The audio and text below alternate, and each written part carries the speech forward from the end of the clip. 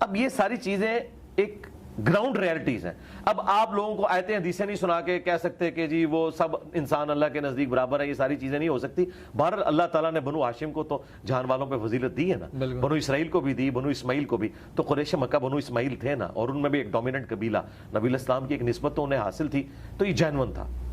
اب اس وقت حضرت ابوبکر نے کیا کیا؟ بخاری مسلم کے الفاظ ہیں, آپ نے ابو عبیدہ اور حضرت عمر کا ہاتھ یوں پکڑ کے کہا کہ یہ دو بندے ہیں, ان میں سے کسی کو اپنا خلیفہ چن لو. اچھا, یہ اس وقت کرنا کیوں ضروری تھا؟ آپ کی نظر میں اور میری نظر میں تو یہ ہونا چاہیے تھا کہ اس وقت تھوڑا سا وقفہ لے لیا جاتا, نبی علیہ السلام کی تدفین سے فارغ ہو لیتے اور پھر ایک میٹنگ کال کے معاملات کرتے.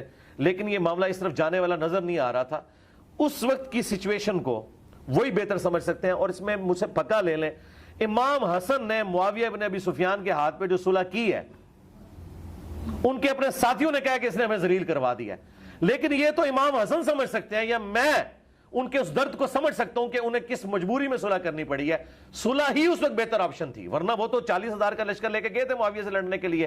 لیکن انہوں نے دیکھا کہ ان کے سردار خرید لیے گئے ہیں اور یہ معاملہ بگڑ جائے گا, تو انہوں نے کہا بھائی بہتر یہ ہے کہ اس معاملے کو میں یہاں پہ ٹھپ کر دوں. یہ پورا مقدمہ ہے, وہ آپ اپنے پاس رکھیں, سوال اینڈ پہ کر لیجئے گا, میں مقدمہ کلیئر کر رہا ہوں, ورنہ ٹیمپو وہ ٹوٹ جائے گا. میں آپ کو بتا رہا ہوں کہ آج بیٹھ کے کوئی سچویشن کا اندازہ نہیں کر سکتا جب تک آپ زمانے میں ریورس جا کے وہ سارے حالات دیکھ نہ لیں.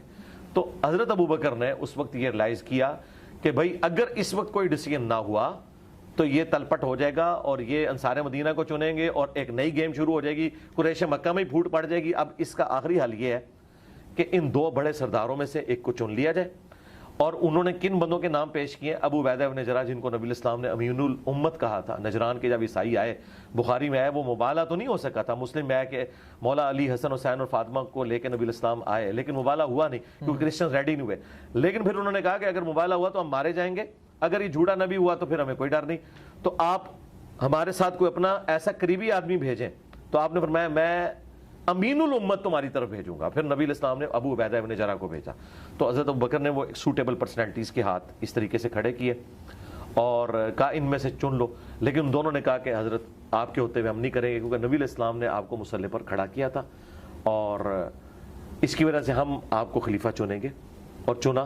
انصار مدینہ بھی ایگری کر کے, سعد بن عبادہ اکیلے رہ گئے, ان کے اپنے قبیلے کے لوگ اپنے سردار کو چھوڑ کے حضرت ابوبکر کے اوپر راضی ہو گئے.